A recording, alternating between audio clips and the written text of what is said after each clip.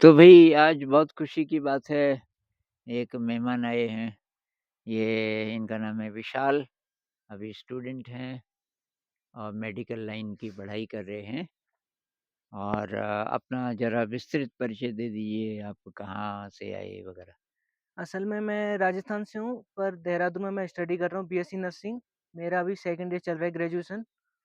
तो मैं एक दिन चला रहा था ऐसे ही इंस्टाग्राम, तो सजेशन में सर की रील आई थी मेरे पास। तो उस टाइम से मैं सर से जुड़ा, मतलब कि सर की वीडियो देखी मेडिटेशन वाली। तो मेरे अंदर कुछ क्वेश्चन थे जो मुझे उनका आंसर पता लगाना था। तो मैंने सर के यहाँ विजिट करने का सोचा। तो सुशील सर ने मेरी बहुत मदद करी इन हुँ, चीज़ों में। हुँ, अभी तक करी, जब कल तक मैंने बात करी कि सर मुझे आनंद सर से मिलना है, तो उन्होंने कहा कि उन्होंने बस भी बताई मुझे कि इस बस से जाना है यहाँ पे, हुँ, हुँ, तो ये सब तुम पहुँच जाओगे आश्रम तक। हुँ, फिर मैं पहुँचा, तो मेरे अंदर कुछ क्वेश्चन थे। तो क्वेश्चन जैसे कि मतलब कॉलेज लाइफ में मैं पढ़ रहा हूँ, ठीक है? लगभग मेरी एज है 19-20 साल। तो मुझे एक चीज़ फेस कर रही थी कि मैं बच्चों के साथ मतलब मिल-जुल के नहीं रह पा रहा था, क्योंकि मैं उनके विचार और मेरे विचार अलग-अलग थे। मतलब वो नशे-वशे करते थे, या फिर जो भी कुछ को नशा, ड्रिंकिंग, लाइक उनके लिए वर्जिन होना मतलब एक तरीके से देखा जाए कि मतलब ये बहुत बड़ा पाप है हुँ। कि तुम वर्जिन नहीं हो, वर्जिन हो, ऐसे कुछ। तो तो ये चीज़ मुझे बहुत अफ़ेक्ट कर रही थी कि मैं यार कैसे चलूँ इन समाज के बीच में, मतलब कि कौन-सी बातों को ध्यान दूँ कि मैं ऐसा रहूँ या फिर ऐसा रहूँ। तो ये चीज़ें मुझे बहुत दिक्कत कर रही थी कि मैंने सर से पूछा कि सर, आपसे पूछने के लिए मेरे माइंड में ख़्याल आया कि सर से पूछता हूँ। ठीक ही है, अभी भी अभी यही भी है स सर ये प्रॉब्लम सर। भई ये तो कुछ-कुछ तो मेरी भी प्रॉब्लम थी, मैं फिट नहीं होता था कहीं। पर मेरे तो बचपन से पिताजी ने मेरे अंदर ये बात डाल दी थी कि भई अपने अंदर की आवाज़ सुनो, अपने हिसाब से चलो और ऊपर वाला आपके साथ है, कुछ नहीं बिगड़ेगा। क्योंकि अगर आप उनकी कंपनी निभाने के लिए पीने लग गए, दारू पीने लग गए, बीड़ी सिगरेट पीने लग गए और ये काम वासना में लिप्त होने लगे, वो तो इसलिए बोल रहे हैं ना कि जैसे शराबियों के मंडली में चले जाओ। तो अगर आप नहीं पीते वो पूरी कोशिश करेंगे आप भी पियो। बोलेंगे अरे यार तू मर्द है, ये जो जो शराब ही ना पिए तो आदमी थोड़ी है। ऐसे-ऐसे बोलते हैं बहुत बार ना। तो मेरे साथ भी होता था। मैंने कहा भई ठीक है तुम आदमी बने रहो, मैं तो नहीं पियूँगा ये। तो मुझे तो ये बहुत बार हुआ ज़िंदगी में कि मैं बिल्कुल अकेला हूँ या कोई प्रॉब्लम नहीं, कोई दोस्त नहीं है। लेकिन बाद में कोई बनता था दोस्त तो उसकी मैं ठीक से जाँच-पड़ताल करता था कि ये दोस्ती के काबिल है कि नहीं है, नहीं तो अकेला ही ठीक है और क्या प्रॉब्लम है अकेले रहने में?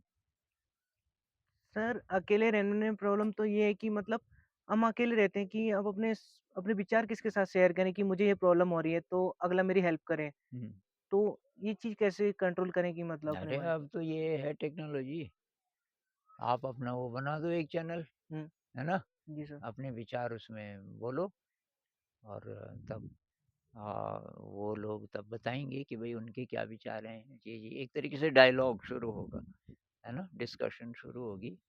आजकल तो ये बहुत कमाल का मीडियम है। अब मुझे आप बोलो मैं अगर यहाँ भीड़ इकट्ठी करता, जैसे टीचर्स वगैरह-वगैरह बुला के, तभी भी बहुत लिमिटेड होता। अब टीचर्स में से भी सभी बात सुने ज़रूरी नहीं है। लेकिन अब ये जो मिला, ये ख़ैर ये नहीं था उद्देश्य कि आध्यात्मिक बन जाएगा ये चैनल, लेकिन ये जब बना तो मुझे बहुत ज़्यादा खुशी हुई कि मुझे बहुत दोस्त मिल गए समझने वाले। अब यहाँ लोकली चाहे कोई समझे ना समझे, अब मुझे फ़र्क वैसे भी नहीं पड़ता। तो पहले थोड़ा ये इच्छा होती थी शेयरिंग की जो आप बोल रहे हो, वो इससे पूरी हो सकती है। अपना ब्लॉग लिखो, अपनी वीडियोज़ बनाओ, है ना? एक ये और उसके थ्रू शायद फिर नए दोस्त बनेंगे। आपसे मिल जैसे कि आप आए यहाँ, ऐसे आपको मिलने कोई-कोई दोस्त आएँगे, उनसे फिर दोस्ती आपकी होगी। क्योंकि विचार मिलेंगे उनसे मेरे। विचार मिलेंगे, अभी मेरे कई ऐसे दोस्त बने, अभी एक लड़की आई थी हरियाणा से तीसरी बार, वो टीचर है गवर्नमेंट स्कूल में और वो तीसरी बार आई, 10 दिन रही यहाँ और पता ही नहीं चलता कि ये हमारी कम्युनिटी से थोड़ा भी अलग है। बस यहाँ सीधे घुस जाती है, बर्तन साफ करने में, खाना बनाने में। एक दिन जंगल जा रहे थे लकड़ी लाने, उसको पता चला, हम उसको नहीं बोल रहे थे कि भाई हरियाणा की है, पहाड़ पे कैसे चढ़ेगी। उसने कहा कि ना ना ना, मुझे पहले क्यों नहीं बताया, मैं भी आऊँगी। और वो भी लाई लकड़ी। तो और बहुत ज़्यादा समझदार। तो ऐसे-ऐसे लोग आपको मिलेंगे इस माध्यम से। अब जब तक हमारा टाइम था, मैं जवान था, तब तक हमारे पास ये ऑप्शन था नहीं। तो मैंने बुक्स लिखी, उसका बहुत कम सर्कुलेशन। ये बुक्स मतलब ठीक हैं कि नहीं हैं, पता ही नहीं चला। अब लोग डिमांड कर रहे हैं, बहुत सैकड़ों-सैकड़ों लोग डिमांड कर रहे हैं कि वो किताबें कहाँ हैं, तो अब हम और भी छाप रहे हैं उनको। तो आप अपने विचारों को इस तरीके से फैला सकते हैं। और सर एक और प्रॉब्लम थी, जैसे कि यूँ कहते हैं कि क्लास में जो लड़के हैं, दोस्त हैं, कि अगर तुम ग्रुप में नहीं रहोगे तो तुम नहीं जी पाओगे। हुँ, अकेले तो तुम रह नहीं सकते। अकेले हुँ, तुम एक दिन रहोगे तो फिर डिप्रेशन में चले जाओगे या फिर हुँ, तुम सुसाइड कर लोगे। हुँ, अकेले से कुछ नहीं हो सकता। अरे उनको बोलने दो तुम। आपके साथ एक तो कोई बहुत बड़ी शक्ति है, आप मानते हो? हाँ सर, मैं मानता हूँ। बस तब क्या चिंता है? आपके साथ परमात्मा है, ये याद रखो हर समय। और तो एक तो ये हो गया। दूसरी बात कि आप जब अकेले और तरंग में खुश रहोगे, तब आपके जो भी दोस्त बनेंगे, ज़्यादा दोस्तों की ज़रूरत है भी नहीं, और आपका कोई भी दोस्त बनेगा, वो जेन्युइन होगा, मतलब उसके विचार आपसे मिलेंगे। हुँ। तो ये डरने की बात नहीं, क्योंकि मैं जानता हूँ, मैं तो ज़्यादातर जगह अकेला ही चला, बहुत टाइम तक। उसके बाद मिले दोस्त, जब अकेले चलते-चलते मुझे आदत होगी और कोई प्रॉब्लम नहीं। अकेले रहना प्रॉब्लम थोड़ी है भाई, ध्यान के लिए तो जानबूझ के अकेले होता है ना। अकेले होने के लिए तो बुद्ध घर छोड़ के गए। लोग गुफ़ा में जाते हैं, साइंटिस्ट लैब में जाता है, वो भी गुफ़ा ही जैसी तो होगी। साइंटिस्ट नहीं रहता अकेला। हुँ। एक साइंटिस्ट था कि वो डार्क मैटर को ढूँढ रहा है, 20 साल हो गए। ज़मीन के नीचे, अंडरग्राउंड अंधेरे में, वहाँ रिसर्च कर रहा है। 20 साल हो गए, अभी तक कुछ नहीं मिला। लेकिन 20 साल से अकेला है। आर्टिस्ट लोग हैं अकेले। अकेला और डिप्रेस्ड नहीं, लेकिन अकेला और खुश, उसके लिए मेडिटेशन। अकेले में आप खुश कैसे रहोगे? जब आप एक तो मेडिटेशन का अभ्यास करो, एक क्रिएटिविटी।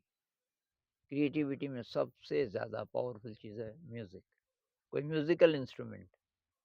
एक मेरे दोस्त बता रहे थे, उनके पड़ोस में कोई तबला बजाता है, जी सर। 8 घंटे, 8 घंटे। अभी दोस्त नया-नया गया, उसने किराए पे लिया होगा कमरा।